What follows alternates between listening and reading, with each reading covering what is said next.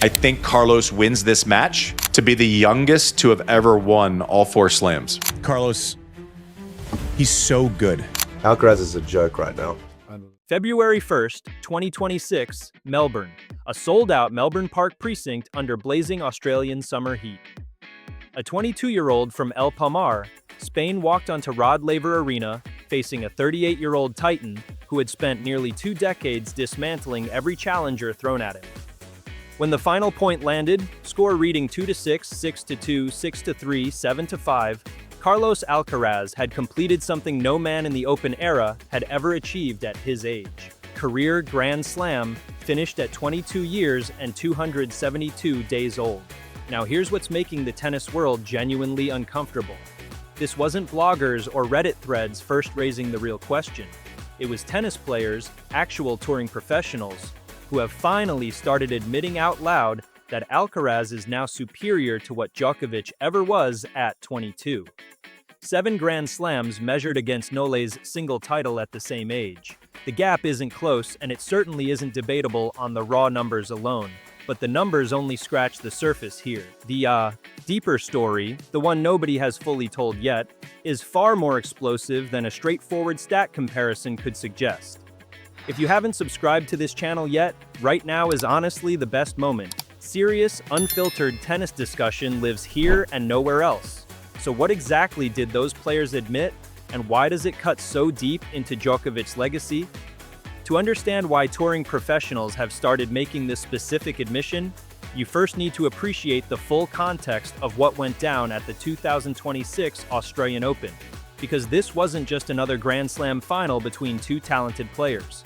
When Alcaraz stepped onto Rod Laver Arena on February 1st, 2026, he was already carrying 6 Grand Slam titles to his name, 2 Wimbledon crowns, 2 Roland Garros titles, and 2 US Open titles. Djokovic, standing on the opposite baseline, held 24 Grand Slam titles and had won the Australian Open a record 10 times. The history alone on that court was suffocating. Yet Alcaraz's performance across those 4 sets, absorbing a brutal opening set loss before completely dismantling Djokovic's rhythm, told a story that statistics alone cannot fully communicate. After dropping the first set 2-6, he didn't adjust cautiously or conservatively. He went straight at Djokovic's vulnerabilities with a confidence and tactical sharpness that felt almost disrespectful towards someone of Djokovic's stature. The final scoreline of 6-2, 6-3, 7-5 across the remaining 3 sets showed something decisive. Alcaraz wasn't grinding out a lucky win against an aging champion. He was dominating a 38-year-old who had dedicated the 2025 season to proving he still belonged at the sport's highest level. The result made Alcaraz the youngest man in Open-era history to complete a career Grand Slam, at 22 years and 272 days old, an achievement that had no modern parallel until this moment. That historical layer is what made the professional tennis community sit up differently this time. Numbers in tennis can be manipulated through creative framing. Everyone who follows this sport closely knows that. But certain comparisons resist that kind of manipulation, and the age 22 comparison between Alcaraz and Djokovic falls firmly into that category. At 22 years old, Novak Djokovic had won exactly 1 Grand Slam title, the 2008 Australian Open. That's it, 1. Roger Federer had won 1 Grand Slam title by his 22nd birthday, his first Wimbledon in 2003. Rafael Nadal had won 4 confirmed Grand Slam titles by his 22nd birthday, with 2 more arriving within the following 8 months. Alcaraz stands at 7, the highest Grand Slam count any man has ever accumulated before turning 23 in any era of professional tennis. What makes this harder to dismiss than a surface-level stat dump is the breadth of Alcaraz's achievement. By age 22, he had already won across all 3 surfaces, 3 on hard courts, 2 on clay, and 2 on grass. This is the rarest kind of completeness in men's tennis. Djokovic didn't complete his own career Grand Slam until June 2016, when he was 29 years old. Federer completed his in 2009 at age 27. Nadal finished his in January 2010 at 23 years old.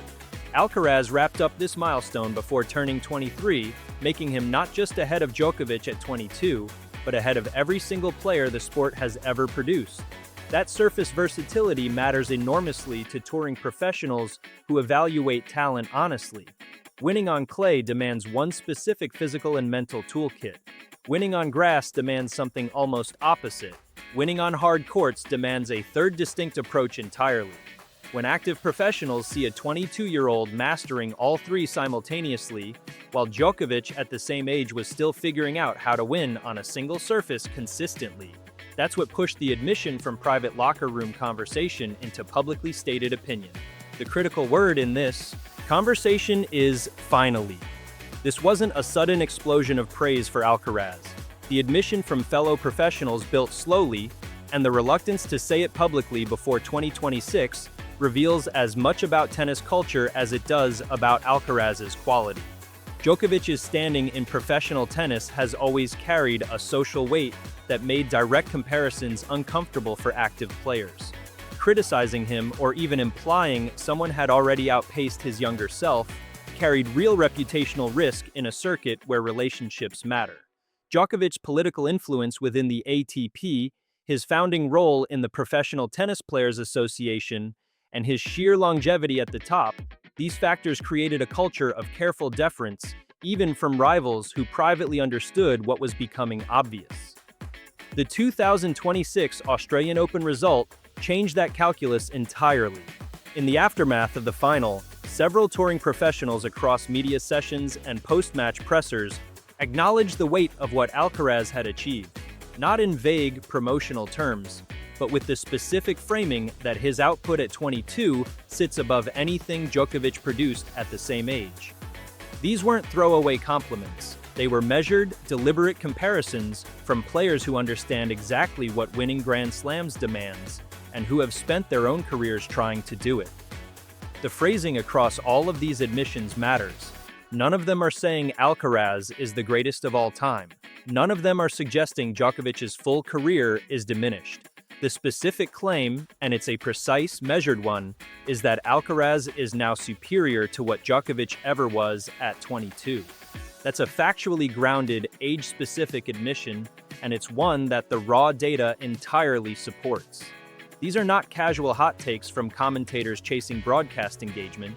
These are assessments from active ATP professionals who understand firsthand the physical and tactical demands of competing at this level. And that's precisely why their admission carries the weight it does. Any serious analysis of this topic demands genuine engagement with the counterargument, because dismissing it outright would be intellectually dishonest and frankly disrespectful to Djokovic's actual career arc. Djokovic at 22 was not yet the complete player he would become. His game was still developing. His serve was inconsistent by his eventual standards.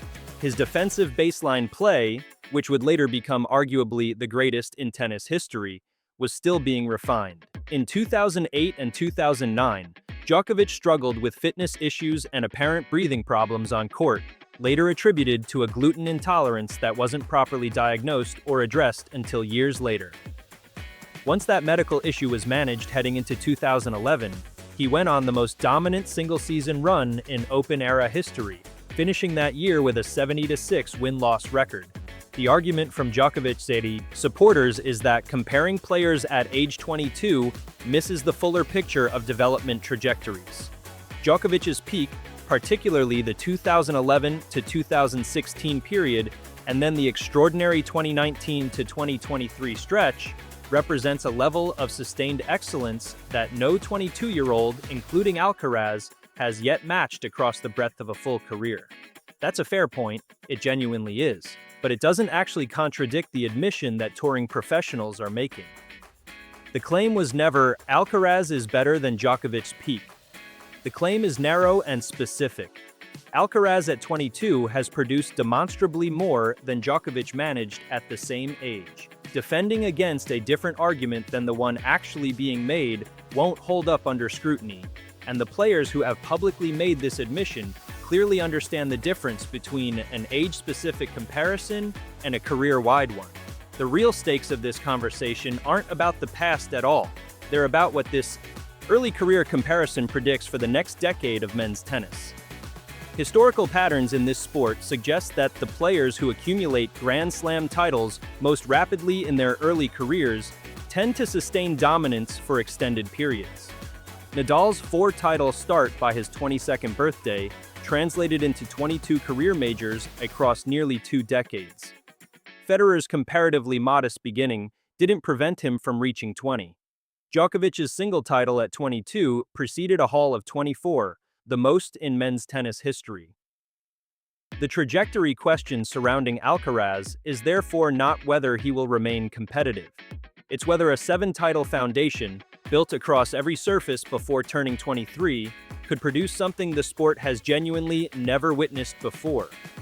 The 16-year age gap between Alcaraz and Djokovic, born May 3, 2003 versus May 22, 1987, is not just a biographical footnote. It represents a complete generational transition in professional tennis.